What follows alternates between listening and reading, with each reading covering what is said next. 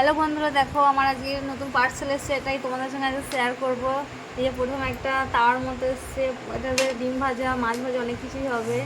তারপর দেখো এটা হচ্ছে কড়াই। তো কড়াইটা দেখো খুব সুন্দর, জানি না কেমন, কোনোদিন করিনি, এই ফার্স্ট টাইম করবো রান্না কড়াইয়ে।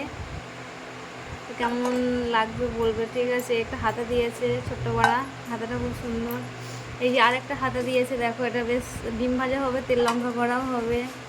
আর এই যে আরেকটা হচ্ছে কি, এটা সসপ্যানটা কেমন লাগলো বলো, ঠিক আছে। খুব সুন্দর, কিন্তু আমার তো ভালো লেগেছে এই জিনিসগুলো পেয়ে, খুব খুশি আমি।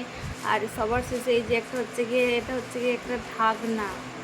ঢাকনা বলতে হচ্ছে গিয়ে কড়াইয়ের একটা, যেটা কড়াই দিয়েছে ননস্টিকের, ওই কড়াইটার ঢাকনা।